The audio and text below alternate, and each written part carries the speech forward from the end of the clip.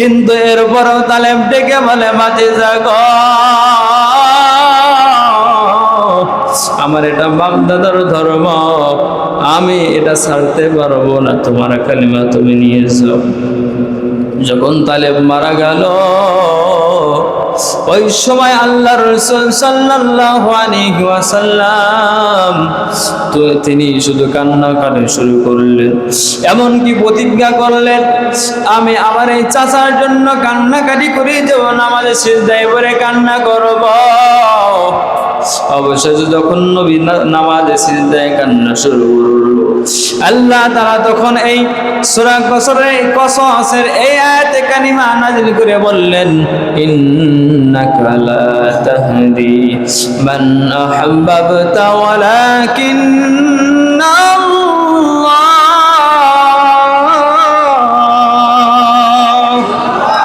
আল্লাহ পাক রব্বুল ইজ্জত ডেকে বলেন, ওগো নবীজি, আপনি যাকে আহবাবতা, আপনি যাকে ভালোবাসেন, আপনি যাকে হিদায়াতের পথে আনতে চান, আপনার দ্বারা হিদায়াতের আপনারা পাওয়ার নাই। আমি আল্লাহ তাআলা যতক্ষণ পর্যন্ত তাকে হিদায়াত দেব না, ততক্ষণ পর্যন্ত ওই বান্দা যদি আল্লাহ ওলি হয়, ততক্ষণ পর্যন্ত আল্লাহ তাআলা হিদায়াত দিবেন না। আল্লাহ পাক রব্বুল ইজ্জত বলেন, ইন্নাকা লা তাহদি মান আহবাবতা, তুমি যাকেই পছন্দ করো না কেন, যাকেই ভালোবাসো না কেন, যার সঙ্গে তোমার মহব্বত হোক না কেন, তুমি তাকে হিদায়াত দিতে পারবে না। ওয়ালাকিন্নাল্লাহ ইয়াহদি মান ইয়াশা, যতক্ষণ পর্যন্ত আমি আল্লাহ তাআলা তাকে হিদায়াতের নোট দান করব না, ততক্ষণ পর্যন্ত ওই ব্যক্তি হিদায়াতের রাস্তা পাবে না। কথা বলেন ঠিক কিনা? কারণ হলো, আজকে দেখেন আমাদের এই সমাজের ভিতরে, আমাদের এই এলাকার ভিতরে আমরা সকলেই কি নামাজ পড়ি? জবাব দিতে হবে, সকলে কি নামাজ পড়ি? আমরা সবাই গুনাহের কাজ করি না, সবাই ভালো কাজ করি না। কিছু লোক আছে ভালো কাজ করে, কিছু লোক আছে অন্যায় কাজ করে, অনেকে আছে সুদ খায়, অনেকে আছে ঘুষ খায়। এরকম লোক আছে না নাই? আছে।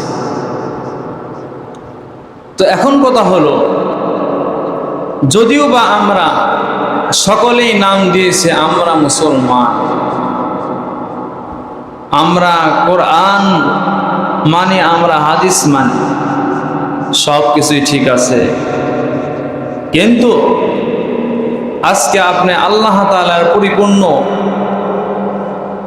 সমস্ত হুকুমগুলো পালন করতে পারেন নাই, যাকে বলে হিদায়াত।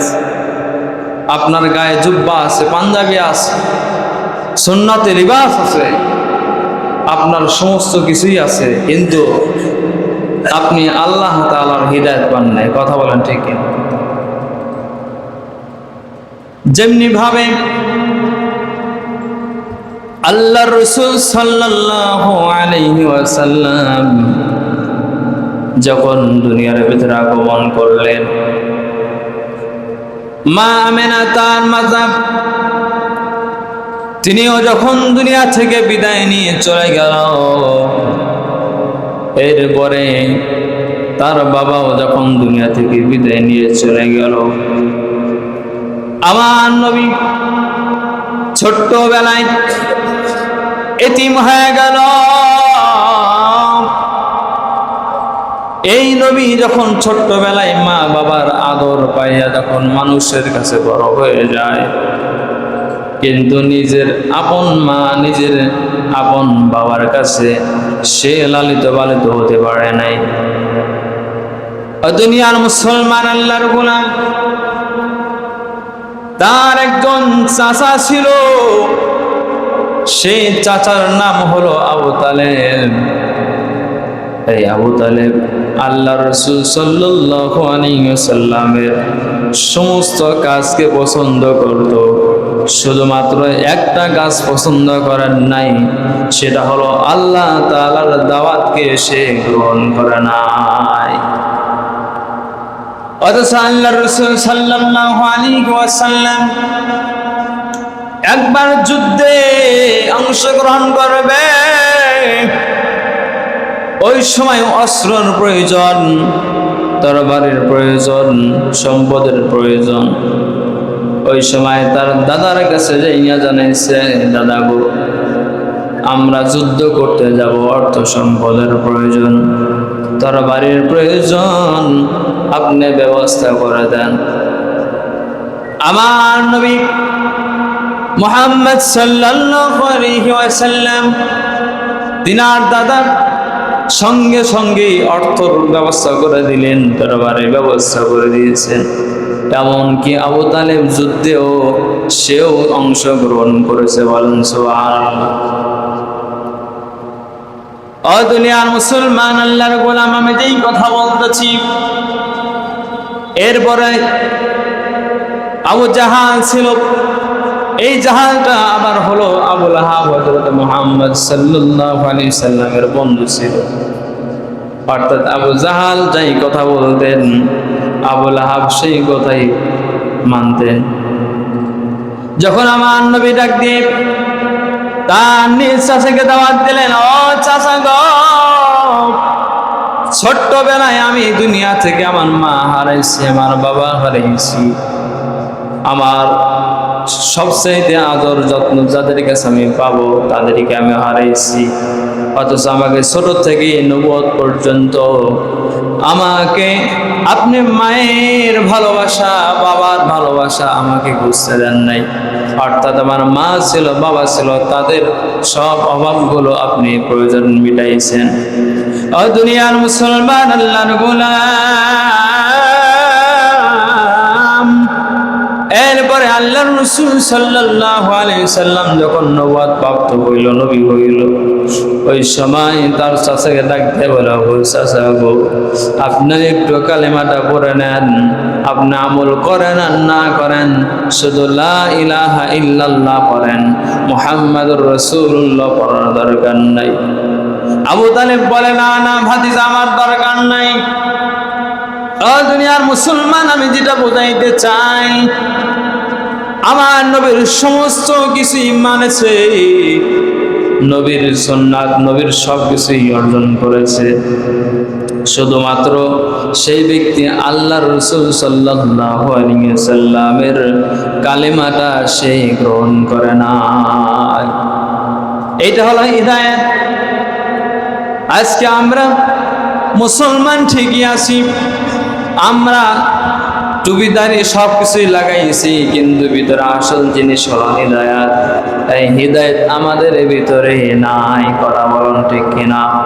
ও দুনিয়ার মুসলমান, আপনার ভিতরে হিদায়াত দূর কখন বুঝবেন? যখন দেখবেন একসঙ্গে আমার বাড়ি, একসাথে আমার ঘর, ওই ব্যক্তি যদি আযান হওয়ার সঙ্গে সঙ্গে যদি মসজিদে যাইতে পারে, আমি মুসলমান, আমি কেন যাইতে পারলাম না? সে ব্যক্তি যদি সুদ ছাড়তে পারে, আমি কেন ছাড়তে পারলাম না?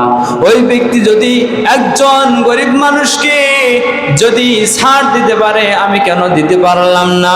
ও দুনিয়ার মুসলমান, আল্লাহর গোলাম, তখনই আপনি বুঝবেন আপনার ভিতরে হিদায়াতের কত পার্সেন্ট আসে, আপনি বুঝতে পারবেন।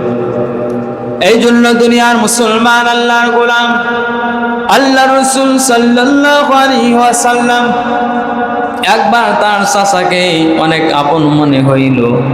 মানে ঝড় তুফান বৃষ্টি যখন শুরু হয়, ওই সময় অনেক দাবতওয়ালা লোকদের অন্তরটাও নরম হয়ে যায়, অনেক রাগী মানুষের অন্তরটাও শীতল হয়ে যায়, নরম হয়ে যায় ভয়ে।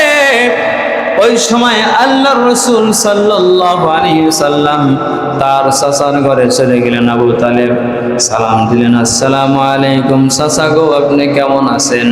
এরপরে বলে, আলহামদুলিল্লাহ ভালো আছি। এখন বলে, যখন কথা বলা শুরু করে দেয়, এরপরে যখন অনেক উদাহরণ দেওয়ার পরে আল্লাহ রাসূল সাল্লাল্লাহু আলাইহি ওয়াসাল্লাম বললেন, ওগো চাচা, একটু শুধু আপনি লা ইলাহা ইল্লাল্লাহ বলেন, বাকি বাদ আমি কাল কিয়ামতের দিন আপনার জন্য কাইদে কাইদে সিজদা করে হলেও আমি আপনাকে জান্নাতে নেওয়ার জন্য সুপারিশ করব। বলেন সুবহানাল্লাহ। এই কথা শোনার পরে আবু তালিব সকালবেলা আবু জাহালের সঙ্গে দেখা হয়ে গেছে।